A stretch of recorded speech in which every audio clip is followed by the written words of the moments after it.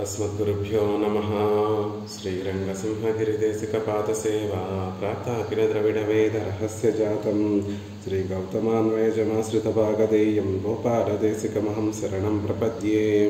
श्रीमद्गौतमांसनायकमणिर्गोपालसूरेः तत्पादाम्बुजलब्धयुग्मनिगमान्तार्धं सुशीलं सदा सद्विद्याविनयादि सद्गुणनिधिं स्वाचार्यनिष्ठान्वितं वंदे वैष्णवभूषणं तमनघं श्रीरङ्गरामानुजं कौशिकान्वयसञ्जातं वेङ्कटार्यतनूभवं वेदान्ताचार्यसच्शिष्यं उडैवर्लुगुरुं भजे। श्रीशैलेशैत्यादिप्रणतोऽस्मि नित्यं कासिनियोर्तां वाजकलियुगत्ते वन्दुदित्तु ஆசரியப்பாவதனால் அருமறை நூல் விரித்தானை தேசிகனை பராங்குசனை திகழ்வகுலத்தாரானை மாசுடையா மனத்து வைத்து மறவாமல் வாழ்த்துதுமே. ஸ்ரீமத் கிருஷ்ண சமாப்வாய நமோ யாமுன சூனவே యత్కటాక్షైకలక్షాణం సులభ శ్రీధర సదా.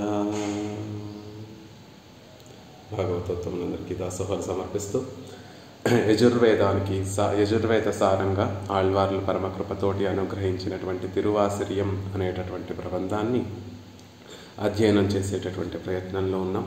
అందులో భాగంగా 5వ పాసురాన్ని సేవిస్తున్నాం. 5వ పాసురంలో ఆళ్వార్లు పరమాత్మ యొక్క విశేషమైనటువంటి సౌలభ్య సౌశీల్యాలని ప్రకటింపచేసేటటువంటి త్రివిక్రమ అవతారాన్నంతటినీ కూడా మనకి అనుగ్రహిస్తూ, స్వామి, ఈ చేష్టితాన్ని మేము అనుసంధిస్తే చాలయ్యా, నీకు దాసులమై ఉండకుండా మరెవరికి దాసులుగా ఉండగలము అనేటటువంటి విషయాన్ని అద్భుతంగా అనుగ్రహిస్తున్నారు. అంటే ఈ లోకాలన్నిటికీ కూడా సర్వశేషి ఎవరు అంటే అది మళ్ళీ ప్రత్యేకంగా చెప్పుకోవాల్సినటువంటి పని లేదు.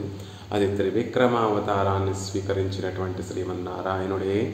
ఆ అవతారంలో ఆయన చేసినటువంటి చేష్టితమే ఆయన సర్వశేషి అనేటటువంటి విషయాన్ని తెలియజేస్తుంది. మిగిలినటువంటి దేవతల్ని ఆరాధిస్తే, పురాణాలలో మిగిలినటువంటి దేవతల్ని ఆరాధించాలి అంటే ఎంతో శ్రమతో కూడినటువంటి పని చెప్తారు. రుద్రుడిని ఆరాధించాలి అంటే రుద్రుడు కొంతమంది భక్తులని తమనే అర్పించుకోమని కోరుకున్నాడు, లేకపోతే తమ తనయుల్ని అర్పించమని కోరాడు. ఇలా అనేక విధములుగా ఉంటుందండి మిగిలినటువంటి దేవత ఆరాధన. కానీ సర్వశేషి వగుత్తశేషి అయినటువంటి శ్రీమన్నారాయణని ఆరాధించడం, ఆయనని ఆశ్రయించడం అతి సులభము. ఆశ్రయించిన తర్వాత మనం హాయిగా గుండెల మీద చేతులు వేసుకొని సుఖంగా నిశ్చింతగా ఉండడమే మనం చేయవలసినటువంటి పని. ఇంద్రుడు ఆనాడు తనకి దుఃఖం కలిగి కన్నులన్నీ ఎర్రగా అయిపోయి, దుఃఖంతో కన్నులన్నీ ఎర్రగా అయిపోయిన తర్వాత పరమాత్మ పాదారవిందాల దగ్గరికి వెళ్ళి ప్రార్థించగా ఇంద్రుడు కూడా ప్రార్థించలేదు. ఇంద్రుడు తరపున ఇంద్రుని యొక్క తల్లి అయినటువంటి అదితి ప్రార్థిస్తేనే పరమాత్మ ఇంద్రుడి కోసం ఇంత గొప్పగా, ఇంత శ్రమపడి, ఇంత తనని తాను తక్కువగా చేసుకొని ఇన్ని పాటలు పడి మళ్ళీ ఇంద్రుడికి మళ్ళీ పూర్వ వైభవాన్ని కట్టబెట్టాడే స్వామి.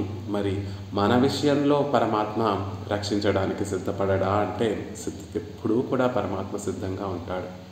శరణాగతి అంటే సులభంగా మనం ఒక అర్థం చెప్పుకోవాలి అంటే ఆయన చేసేటటువంటి పనికి అడ్డుపడకుండా ఉండడమే శరణాగతి అంటే. ఎప్పుడూ ఆయన చేసేటటువంటి ఒకే ఒక పని ఏమిటి అంటే రక్షాపేక్షం ప్రతీక్షతే, రక్షించమని ప్రార్థించినటువంటి వారిని సర్వకాల సర్వావస్థలలో సర్వ విధములుగా రక్షించడమే ఆయన కర్తవ్యం. జీవుని యొక్క కర్తవ్యం ఏమిటంటే సర్వకాల సర్వావస్థలో సర్వవిధ కైంకర్యములు పరమాత్మకి సమర్పించి పరమాత్మ యొక్క తిరుముఖ మండలంలో ఆనందాన్ని అనుభవించడం జీవుని యొక్క స్వరూపమైతే, పరమాత్మ యొక్క స్వరూపము ఈ జీవునికి ఇష్టమైనటువంటి వాటివన్నిటినీ కూడా ప్రసాదించడము, అయిష్టములుగా ఉన్నటువంటి వాటినన్నిటినీ కూడా తొలగించడము. ఆ ఇష్టమైనటువంటివి అయిష్టమైనటువంటివి మనకన్నా కూడా పరమాత్మకి బాగా తెలుస్తుంది. కాబట్టి జీవుడి విషయంలో పరమాత్మ, శరణాగతి చేసినటువంటి జీవుని విషయంలో పరమాత్మ మనకి ఇష్టమైనటువంటి వాటివన్నిటినీ ప్రసాదిస్తూ అనిష్టములన్నిటినీ కూడా తొలగిస్తూ నిత్యము కూడా రక్షిస్తూనే ఉంటాడు. మన భారాన్నంతటినీ శరణాగతి చేసినటువంటి భాగవతోత్తముల యొక్క భారాన్నంతటినీ కూడా పరమాత్మ తన మీద వేసుకొని తాను రక్షిస్తాడు అనేటటువంటి విషయాన్ని చెప్తున్నారు.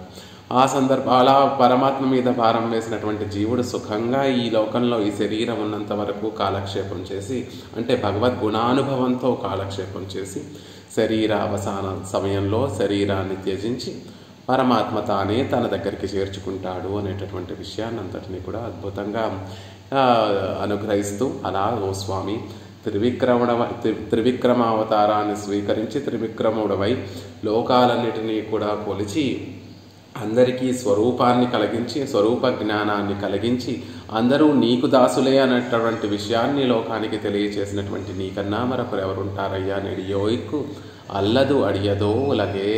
నిన్ను కాకుండా గొప్ప వైభవం కలిగినటువంటి నిన్ను కాకుండా అల్లదు వేరే దేవతలను ఎవరినైనా ఉలగే ఈ లోకము ఆశ్రయిస్తుందా, అడియదో స్వామిగా భావిస్తుందా, వారికి దాసులుగా భావిస్తుందా అనేటటువంటి విషయాన్ని ఆళ్వార్లు అందంగా తెలియజేశారు.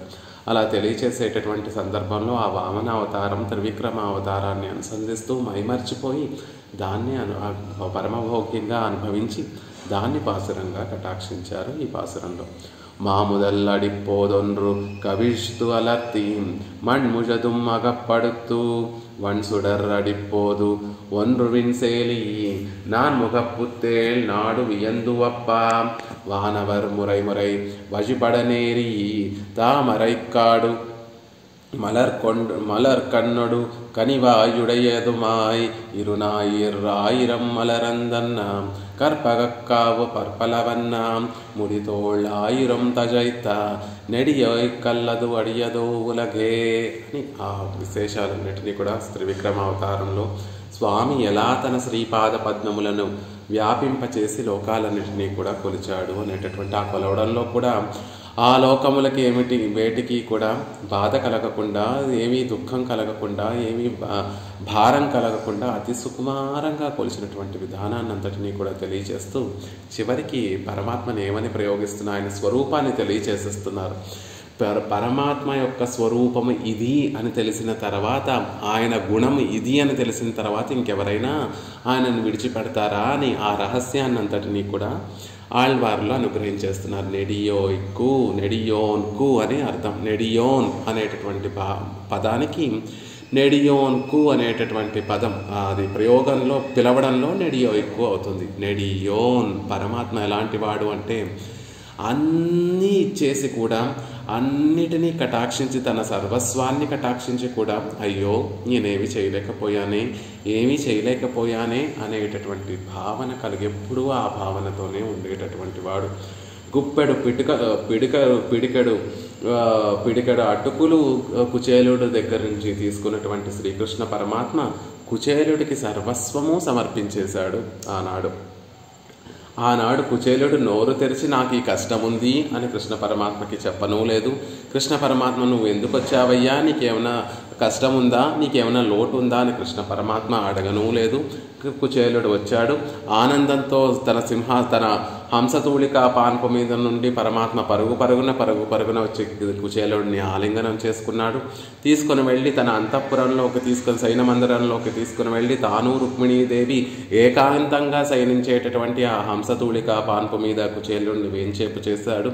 రుక్మిణీదేవిని ఇతర అష్టమహిషులను అందరినీ కూడా పిలిపించి వారు తీర్థాన్ని ఉంచుతుంటే కృష్ణ పరమాత్మ కుచేలుడి యొక్క శ్రీపాద పద్మాలను శోధించాడు, ప్రక్షాళన వాటిని సేవించాడు. అలా సకల మర్యాదలు చేసిన తర్వాత కుచేలుడితోటి తన చిన్ననాటి విషయాలన్నిటినీ కూడా చక్కగా ముచ్చటించాడు.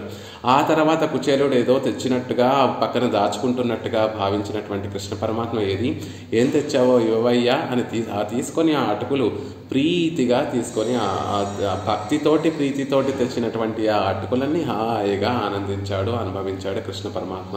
తర్వాత సకల విధ ఉపచారములు చేశాడు, పంపించేశాడు కుచేలుడిని. ఆయన వచ్చింది ఎందుకు, కుచేలుడు ఇంతకీ కృష్ణ పరమాత్మని చూడడానికి వచ్చింది ఎందుకు అంటే తనకి ఎన్నో జన్మల నుండి ఉన్నటువంటి దారిద్ర్యాన్నంతటినీ కూడా ఈ జన్మలోనే పాపం అనుభవిస్తున్నాడు కుచేలుడు అంటే చిరిగినటువంటి చేలము, చిరిగిపోయినటువంటి వస్త్రము కట్టుకునేటటువంటి వాడు. అంత దారిద్ర్యంలో ఉన్నటువంటి వాడు ఏదో కొంచెం కృష్ణుడి దగ్గరికి వెళితే సహాయం చేస్తాడు, ఆర్థికంగా ఏదైనా సహాయం చేస్తాడు అని వెళ్ళాడు. కానీ పరమాత్మని చూసిన తర్వాత నిజమైనటువంటి భక్తులు అప్పటి వరకు అవి కావాలి అని కోరుకునేటటువంటి వారు ఆ శ్రీరంగం వెళ్ళి శ్రీరంగనాథుడిని సన్నిధిలో శ్రీరంగనాథుడిని సేవించుస్తున్నటువంటి అంతసేపు కూడా మన మనసులో ఏమీ గుర్తురావు. అంతకుముందు ఆ కోవెల లోపల, గర్భగుడి లోపల, సన్నిధి లోపల, మూల సన్నిధి లోపలికి వెళ్ళేంత వరకు కూడా పెరుమాళ్ళ దగ్గర ఈ విన్నపం చేసుకోవాలి, పెరుమాళ్ళకి ఈ కష్టాలు చెప్పుకోవాలి, ఈ కోరికలు కోరుకోవాలి అని మనందరికీ కూడా సహజంగా ఆ భావనలన్నీ కూడా ఉంటాయి. కానీ ఎప్పుడైతే మనం మూలవరుల యొక్క సన్నిధిలో ప్రవేశించి పెరుమాళ్ళను సేవిస్తూ ఉంటామో అన్నీ మర్చిపోతాం. ఆ దివ్యమంగళ విగ్రహంలో ఉన్నటువంటి సౌందర్యమే మనల్ని కట్టిపడేసి కళ్ళు రెండు, మనకున్నటువంటి కళ్ళు రెండు కూడా చాలవు పరమాత్మని సేవించడానికి అన్నట్టుగా ఎంతసేపు వారు అక్కడ ఉండి పెరుమాళ్ళను సేవించడానికి మనకి సమయాన్ని అనుగ్రహిస్తే అంతసేపు పెరుమాళ్ళను సేవిస్తూనే ఉంటాము. ఆ ఆనందం మనసులో ఇమిడిపోయి ఉంటుందే తప్ప మరొక భావన మళ్ళీ పెరుమాళ్ళ దగ్గరికి రాదు. మళ్ళీ ఆ సన్నిధి దాటి బయటికి వచ్చేసిన తర్వాత మళ్ళీ ఆ కోరికలన్నీ కూడా మన మనసులోకి వచ్చి చేరిపోతూ ఉంటాయి. అలా కృష్ణుణ్ణి సేవించిన తర్వాత మరేమీ కోరుకోలేదు కుచేలుడు. అయినప్పటికీ కూడా యోగక్షేమం వహామ్యహం అని పరమాత్మ భగవద్గీతలో పరమాత్మ చెప్పినటువంటి వచనం శ్రీ సూక్తి ఏమిటంటే, నా భక్తులకి వారి యోగక్షేమాలు నేను వహిస్తాను, నేను ఎవరి ద్వారానో వాటిని నిర్వహించను. సృష్టి అంటే చతుర్ముఖ బ్రహ్మ ద్వారా నిర్వహింపచేస్తున్నాడు పరమాత్మ.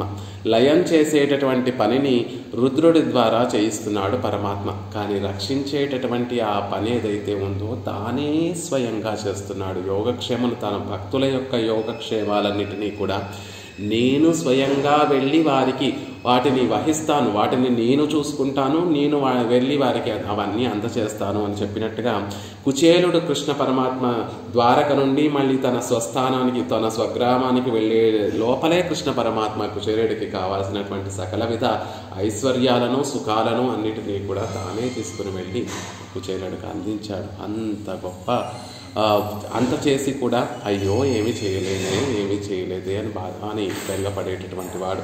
ద్రౌపది ఆనాడు కురుసభలో శరణాగతి చేసిందనేటటువంటి ఒకే ఒక విషయాన్ని పట్టుకొని పాండవుల తరపున ఆ పాండవులు వారి అరణ్యవాస సమయంలో, అజ్ఞాతవాస సమయంలో వెంట ఉండి వారిని అనేక కష్టముల నుండి పరమాత్మ కడతీర్చాడు. దుర్వాస మహర్షి వచ్చినటువంటి సందర్భంలో అరణ్యవాసంలో దుర్వాస మహర్షి యొక్క కోపానికి పాండవులు బలి అయిపోవలసినటువంటి సందర్భంలో ఆ మహర్షి యొక్క కోపానికి గురి కాకుండా కృష్ణ పరమాత్మే కాపాడాడు.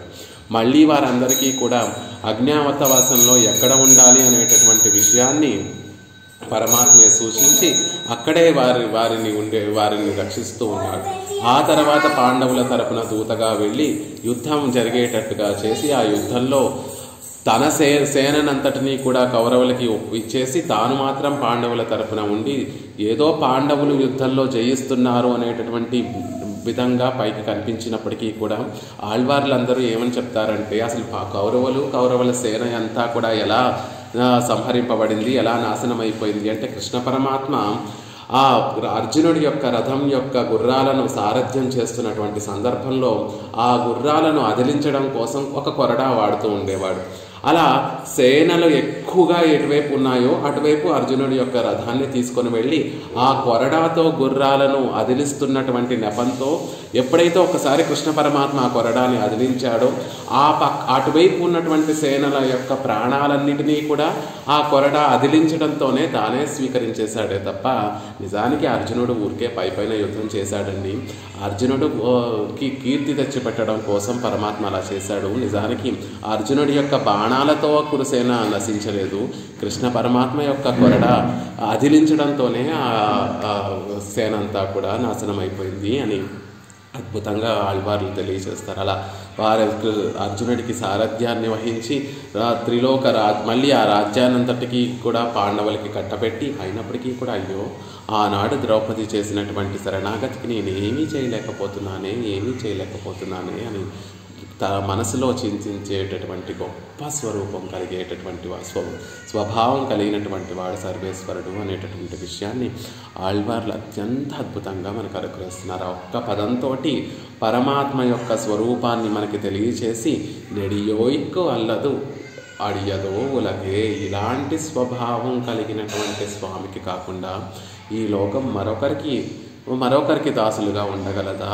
అనేటటువంటి విషయాన్ని చెప్తున్నారు. ఎలా భావిస్తున్నాడట పరమాత్మ, తన్నై అజియమారి ఇరుందు అవన్ కార్యం செய்து తలై కట్టచ్చేదేయం, తనని తాను తక్కువగా చేసుకొని ఇంద్రుడి యొక్క పనిని పూర్తి చేసినప్పటికీ కూడా తన్నై విశ్వసిత్తు ఉడనే కిడందవన్ మడి అజిత్తవనై పోలే తన దగ్గరికి వచ్చి తనను విశ్వసించి తన దగ్గర ఆశ్రయించి తన దగ్గర ఉన్నటువంటి వాడు నిద్రపోతూ ఉంటే వాడి దగ్గర ఏదో సొమ్ము ఉంటే దాన్ని తీసుకొని మోసం చేసి పశ్చాత్తాపపడేటటువంటి వాడిగా పరమాత్మ అనుతాపిస్తున్నాడు. అయ్యో, ఇంద్రుడికి కష్టం రాకముందే నేను వెళ్ళి కాపాడవలసినటువంటిది, కష్టం వచ్చిన తర్వాత నేను వెళ్ళి ఇంద్రుడు వచ్చి నా పాదార విందాలని ఆశ్రయించిన తర్వాత అతనిని రక్షించానే అని ఎంతో బాధపడిపోతున్నాడట. నా రక్షణ ధర్మం అంతా కూడా కోల్పోయింది. నేను ఎలాంటి వాణ్ణి? 33 అమరర్కు మున్సెండ్రు కప్పం తవిర్కుం కలియే. పరమాత్మకి ఉన్నటువంటి పరమాత్మ స్వభావం ఎలాంటిది అంటే, దేవతలు అందరికీ కూడా 33 అమరర్కు మున్సెండ్రు, వారికన్నా ముందు వెళ్ళి కప్పం, వారికి ఎదురుగుండా వచ్చేటటువంటి కష్టాన్ని తొలగించేటటువంటి వాడు. అంటే కష్టం ఆ దేవతలను చేరకుండా ముందే ఆ దేవతలకి కష్టానికి మధ్యలో తాను వెళ్ళి ముందే వారికన్నా ముందు వెళ్ళి ఆ కష్టాన్ని ఎదిరించి కష్టం వారి దగ్గరికి చేరకుండా రక్షించేటటువంటి స్వభావం కలిగినటువంటి వాడు కదా సర్వేశ్వరుడు. అలా అయ్యుండి ఈనాడు బలి ఇంద్రుని యొక్క సామ్రాజ్యాన్ని అంతటినీ కూడా అపహరించిన తర్వాత, ఇంద్రుడు కష్టాలు పొందిన తర్వాత, ఇంద్రుడు నన్ను శరణాగతి చేసిన తర్వాత నేను ఆయన్ని రక్షించానే. ఎంత సిగ్గు, ఎంత సిగ్గు అని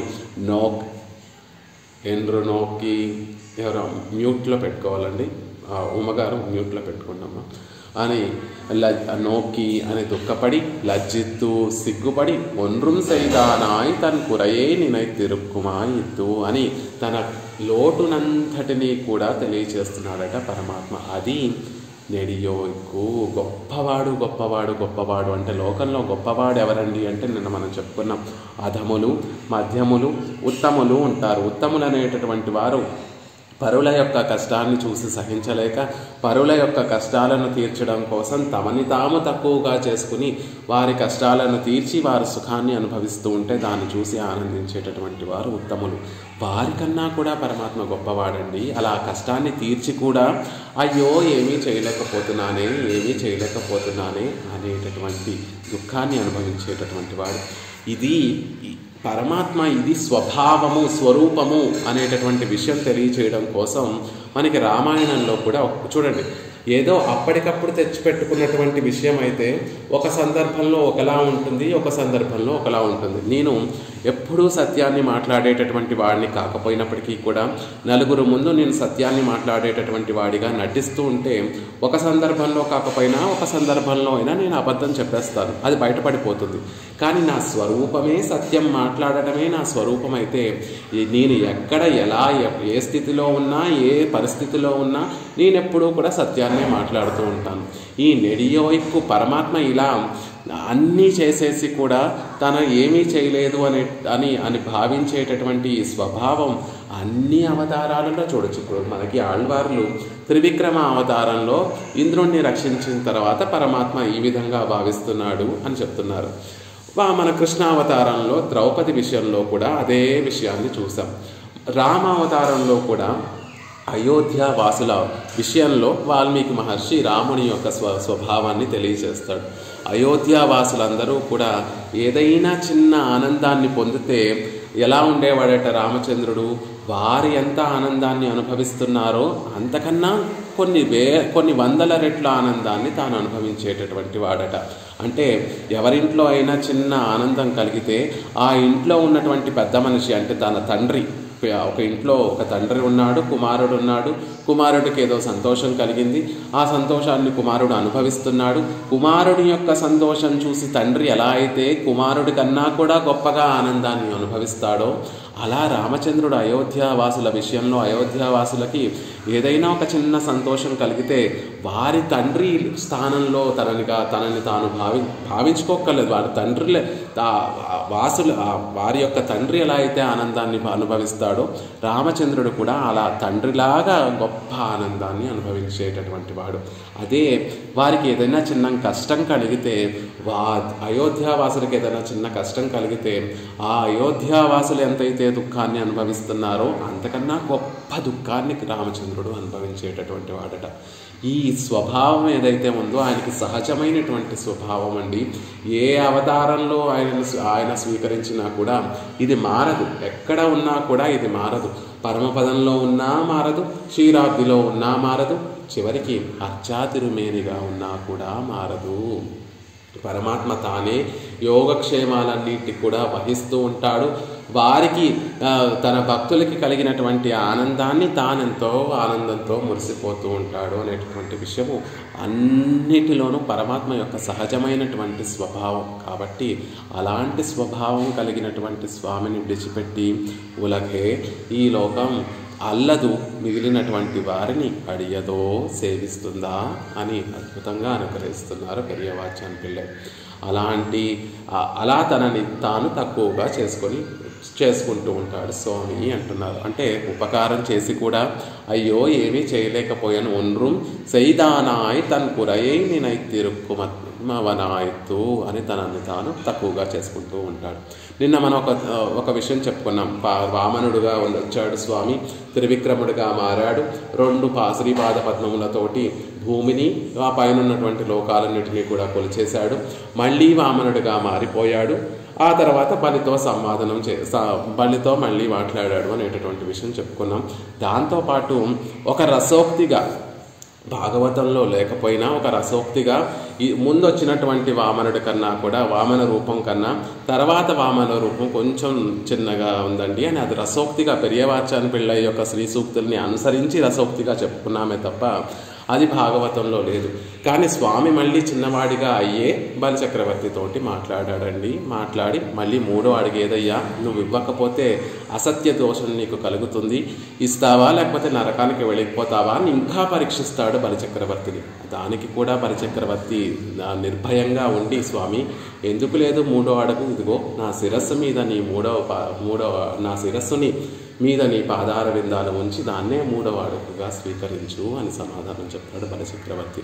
అలా వామనుడిగా పరమాత్మ వచ్చి అందరికీ లాభాన్ని కలగజేసి చివరికి బలిచక్రవర్తికి కూడా పరమ లాభాన్ని కలగజేసి తాను సంతోషించినటువంటి గొప్పదైనటువంటి అవతారం వామన అవతారం. అంత చేసి కూడా అయ్యో ఒన్రుం సైదానాయ్ తనుకురయే, ఏమీ చేయలేకపోయా, అందరికీ లాభాన్ని కలగజేశాడు. అతిథికి లాభాన్ని కలగజేశాడు, ఇంద్రుడికి లాభాన్ని కలగజేశాడు, ఈ లోకాలలో ఉన్నటువంటి జీవులందరికీ కూడా లాభాన్ని కలగజేశాడు, బలిచక్రవర్తికి లాభాన్ని కలగజేశాడు, ప్రహ్లాదుడికి లాభాన్ని కలగజేశాడు. అయినప్పటికీ కూడా అయ్యో అయ్యో అయ్యో ఎవరికి పూర్తిగా చేయలేకపోయానే అని తనని లోటుని తాను చింతించుకునేటటువంటి స్మరించేటటువంటి గొప్ప స్వభావం కలిగినటువంటి వాడు సర్వేశ్వరుడు అని ఆ విషయాన్ని అందంగా తెలియజేశారు. నెడియోవిక్కు అల్లదు అడియదో ఉలగే ఇప్పటి సర్వరక్షకనాన ఉన్నై ఒజియ జగత్తు మత్తుం సిలర్ కర్కిజే కిడందదో. ఇలాంటి నువ్వు సర్వవిధ రక్షకుడు అయినటువంటి నీ పాదం కింద తప్ప లోకం వేరొక కాలి కింద ఉండగలదా? నీ పాద పద్మముల కింద ఉండాలి, కానీ ఇలా నువ్వు సర్వరక్షకుడైనటువంటి నీ యొక్క పాద పద్మముల కింద ఉండాలి, కానీ కాల్ కీజే కిడందదో ఇంకొకరి యొక్క కాల కింద ఉండగలదా లోకము అని అడుగుతున్నారు.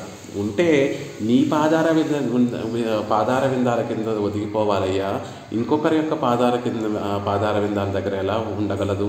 వారు మమ్మల్ని రక్షిస్తాము అని చెప్పి మధ్యలో విడిచిపెట్టి వెళ్ళిపోయేటటువంటి వారు కూడా ఉన్నారు. రుద్రుడు బాణాసురుణ్ణి రక్షిస్తాను అని వరం ఇచ్చి ఆయన యొక్క కోటకి కాపలాదారుడిగా ఉంటాను అని మాట ఇచ్చి కృష్ణుడు బాణాసురుడి మీద యుద్ధానికి వెళితే కృష్ణుడి యొక్క పరాక్రమాన్ని చూసి తట్టుకోలేక రుద్రుడు అక్కడి నుండి యుద్ధం నుండి పారిపోయినటువంటి సందర్భం పురాణాలలో చెప్పబడింది. అలా రక్షిస్తాను అని చెప్పి మమ్మల్ని విడిచిపెట్టి మధ్యలో వెళ్ళిపోయేటటువంటి ఇతర దేవతలను మేము ఆశ్రయిస్తాం.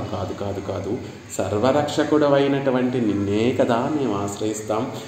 లోకాలన్నీ కూడా నీ పాదార విందాలతో లోకాలన్నిటినీ కొలిచి ఇది నా సొత్తు అని చెప్పుకున్నటువంటి నీ పాదార విందాల కిందే కదా మేము ఒదిగిపోతాము అని అంటున్నారు ఆళ్వార్లు. అందుకే నీ పాదార ఉన్నడిక్కీష్ అమరందు పుగుందేనే అని ఆళ్వార్లు ఊరికే ఆ తర్వాత ప్రబంధంలో తిరువాయిముషి ప్రబంధంలో చెప్పలేదు. స్వామి నీ పాదార విందాల కింద ఒదిగిపోవాలి, అక్కడ చేరిపోయి అక్కడ సుఖంగా ఉండిపోవాలి.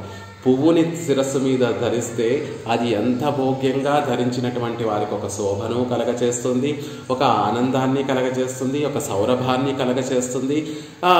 ధరించినటువంటి వారికి సకల శ్రేయస్సుల్ని ఎలాగైతే కలగజేస్తుందో నీ అడిక్కి నీ పాదార విందాల కింద చేరిపోవటం కూడా ఈ జీవాత్మకి అంతే లాభం కలగచేస్తుంది. పరమభోగ్యంగా ఉంటుందయ్యా, మాకు సర్వవిధ లాభములను కలగచేస్తుంది నీ పాదార విందాల కింద చేరిపోవడము, ఒదిగిపోవడము అనేటటువంటి విషయాన్ని తర్వాత ప్రబంధంలో తిరువాయుమణిలో అనుగ్రహించారు. అలా సర్వరక్షకనాన ఉన్న యోజియ జగత్తు మత్తుం సిలర్ కాల్ కీజే కిడందదో, ఇంకొకరి కింద నేను వెళ్ళి ఇంకొకరి పాదాలని ఆశ్రయిస్తుందా ఈ జగత్తు?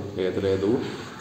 త్రివిక్రముడై జగత్తును కొలిచినటువంటి నీ పాదార విందాల కిందే సహజంగా కూడా చూసుకుంటే ఎవరి ఈ లోకాలను పాదాలతో కొలిచారో అంటే పూర్వము ఎవరి పాదాల కింద ఈ జగత్తంతా కూడా ఒదిగిపోయిందో ఇప్పుడు కూడా వారి కిందే ఒదిగిపోవాలి. లాజికల్గా ఆలోచించిన ఈ తత్వాన్ని, ఈ హితాన్ని, వీటి పురుషార్థాలని అన్నిటినీ పక్కన పెట్టి తర్కంతో ఆలోచించినా కూడా పూర్వము పాదార విందాలను పెంచి వ్యాపింపచేసి లోకాలన్నిటినీ కూడా ఎవరి పాదార విందాల కింద ఒదిగిపోయాయో ఇప్పుడు కూడా వారి పాదాల కింద కదా వెళతాం మనం. అలా తర్కంతో ఆలోచించినా కూడా నీ పాదార విందాల దగ్గరికే వస్తామయ్యా అంటున్నారు. సిలర్ కాల్ కీజ్ కిడందవర్గళిలే సిలర్కు మంగళాశాసనం పన్న వడుక్కుమో. వారి కొందరి కాళ్ళ దగ్గర పడి ఉన్న వారిలో కొందరికి మంగళాశాసనం చేయడం తగిన. ఇప్పుడు లోకంలో మేము అనేక మందికి మంగళాశాసనం చేస్తున్నాం. ఫర్ ఎగ్జాంపుల్ నేను చతుర్ముఖ బ్రహ్మకి మంగళాశాసనం చేస్తున్నాను, ఇంద్రుడికి మంగళాశాసనం చేస్తున్నాను, రుద్రుడికి మంగళాశాసనం చేస్తున్నాను. కానీ వారందరూ కూడా నీ కాళ్ళ దగ్గరే పడి ఉన్నారు కదయ్యా, నీ పాదార విందాల దగ్గరే పడి ఉన్నారు కదా. అలా లోకంలో కొందరు నీ పాదాల విందాల దగ్గర పడి ఉంటే నేను అజ్ఞానంతో వారికి మంగళాశాసనం చేస్తున్నాను. ఇది తగినటువంటిదా? కాదు కదా. సర్వలోక శరణ్యుడివి నువ్వు కదా. అందరూ కూడా లోకంలో ఉన్నటువంటి వారందరూ కూడా నీ పాదార విందాలనే ఆశ్రయిస్తారు కదా. అలాంటప్పుడు వారికి మంగళాశాసనం చేయడం తగినటువంటిది కాదు, నీకే మంగళాశాసనం చేయడం తగినటువంటిది అంటున్నారు. ఎల్లారయం ఆశ్రయప్పిత్తు கொள்ளுகிறவர்கள் தலைமேல் கால் வைத்த உனக்கு మంగళాశాసనం పన్ను వడుక్కుమో. అందరూ కూడా వచ్చి తమను ఆశ్రయించేటట్టుగా చేసి వారి తలల పైన పాదాలు పెట్టినటువంటి నీకు మంగళాశాసనం చేయడం తగినటువంటిది కదా. మిగిలినటువంటి దేవతల్ని పొందాలి అంటే ఎంతో శ్రమ పడాలి. చతుర్ముఖ బ్రహ్మని ఆరాధించాలి అంటే కొన్ని వేల సంవత్సరములు తపస్సు చేస్తే అప్పుడు చతుర్ముఖ బ్రహ్మ యొక్క అనుగ్రహం కలుగుతుందేమో. ఇందాక మనం చెప్పుకున్నట్టుగా రుద్రుణ్ణి ఆశ్రయించాలి అంటే నిన్నే బలిస్తావా, లేకపోతే నీకు చెందినటువంటి నీకు ప్రియమైనటువంటి వారిని నాకు అర్పిస్తావా అని కోరుకొని ఆయనని ఆశ్రయించడం కూడా అత్యంత దుర్లభమైనటువంటి పని. ఇంకా ఇంద్రుడి లాంటి వారిని పొందాలి అంటే ఎన్నో యాగాలు చేయాలి, ఎన్నో యజ్ఞాలు చేస్తే అప్పుడు ఇంద్రుడి యొక్క మనసు కలుగుతుందేమో, మన మీద కటాక్షం కలుగుతుందేమో. కానీ స్వామి నువ్వు ఎంత సులభడవయ్యా. మేము నిన్ను చేరుకోవడం కాదు, నువ్వే మా దగ్గరికి వచ్చి మమ్మల్ని అందరినీ కూడా నీ దగ్గరికి చేర్చుకొని నిన్ను ఆశ్రయించేటట్టుగా నువ్వే చేసుకొని మా అందరి తలల మీద నువ్వే పాదార విందాలను మాకు అనుగ్రహించి మాకు స్వరూప జ్ఞానాన్ని నువ్వే కలగచేసి మమ్మల్ని అందరినీ నీవాడిగా నీకు చెందినటువంటి వారిగా నువ్వు చేసుకొని నీకు కృపా కటాక్షాలన్నింటినీ కూడా ప్రసరింపచేస్తున్నావు. అలాంటి నిన్ను విడిచిపెట్టి ఇంకోరిని నేను ఆశ్రయిస్తానా? వారికి మంగళాశాసనం చేస్తానా చెప్పు. ప్రయత్నంతో ఎన్ని ప్రయత్నములు చేసినా పొందడానికి దుర్లభంగా ఉన్నటువంటి ఇతర దేవతల్ని, అన్య దేవతల్ని నేను ఆశ్రయిస్తానా?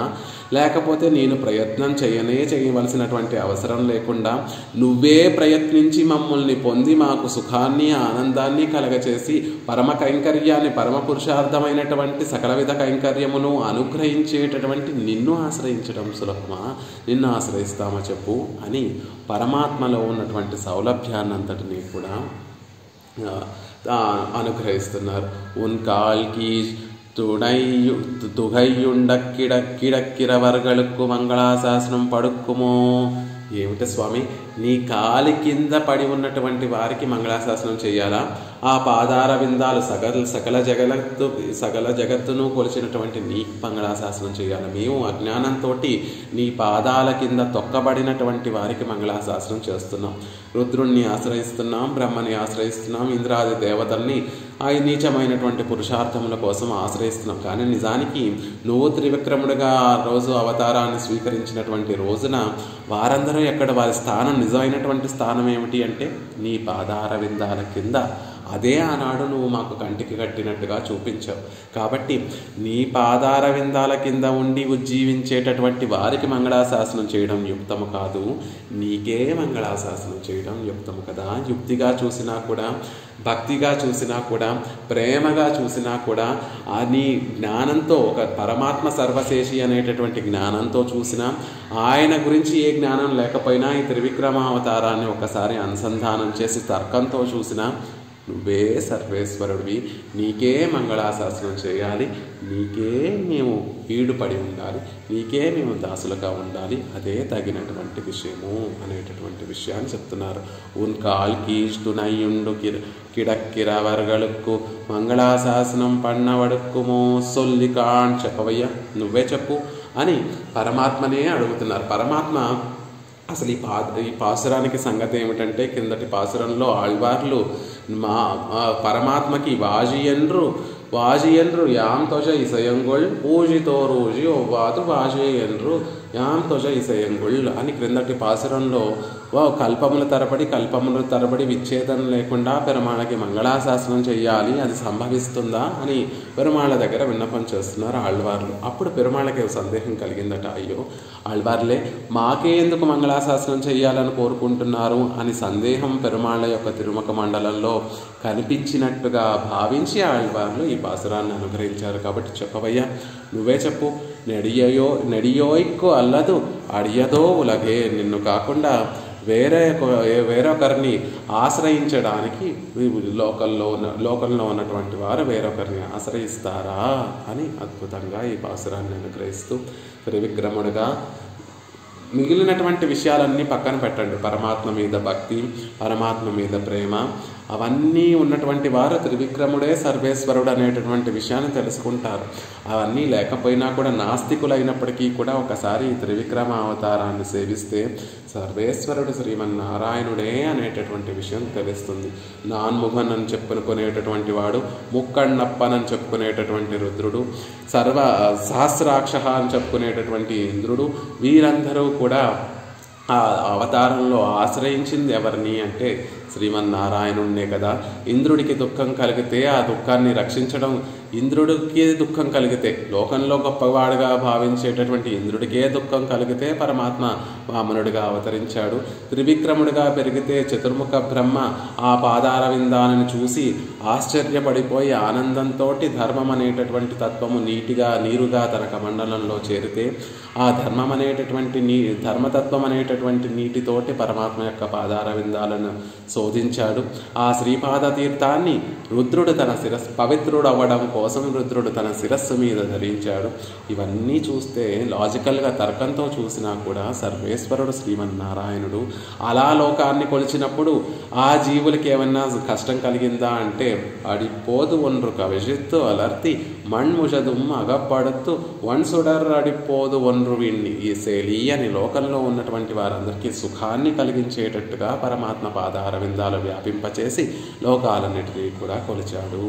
అలా కొలిచినటువంటి సందర్భంలో కొలిచి ఏం చేశాడు పరమాత్మ అంటే, అందరి శిరస్సు తనకి దూరంగా పారిపోతున్నటువంటి జీవరాశులన్నిటి మీద కూడా వారి శిరస్సుల మీద తన పాదార విందాలను ఉంచి వారికి స్వరూప జ్ఞానాన్ని కలిగించి పరమాత్మే సర్వశేషి, పరమాత్మకి కైంకర్యం చేయడమే పరమ పురుషార్థము అనేటటువంటి జ్ఞానం వారికి స్వరూపాన్ని వారికి కలగచేశాడు. ఆ స్వరూపం కలగడం వల్ల వానవర్ మురై వజిపడినేరి ఈ శాస్త్రంలో చెప్పబడినటువంటి విధముగా దేవతలందరూ కూడా పెరుమాళకి తిరువారాధన సమర్పించడానికి సిద్ధపడిపోతున్నారు.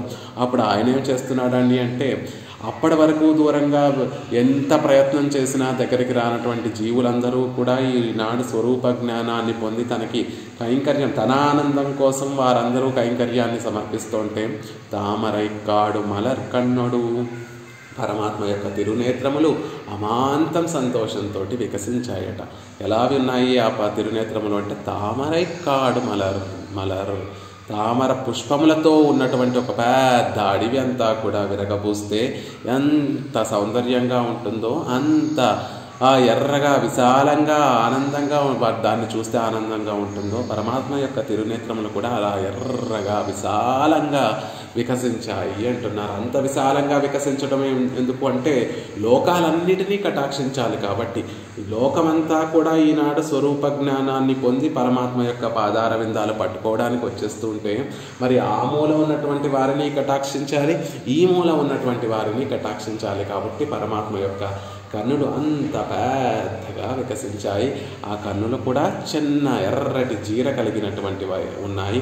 ఆ ఎర్రందనము పరమాత్మ యొక్క అనురాగం, ఆయనలో మన పట్ల ఉన్నటువంటి ప్రేమనంతటిని కూడా ఎర్రని వర్ణం తెలియజేస్తోంది. అంతేకాదు కనివాయుడయ్యదు మాయి ఎర్రని అధరములు కలిగినటువంటి వాడయ్యాడు.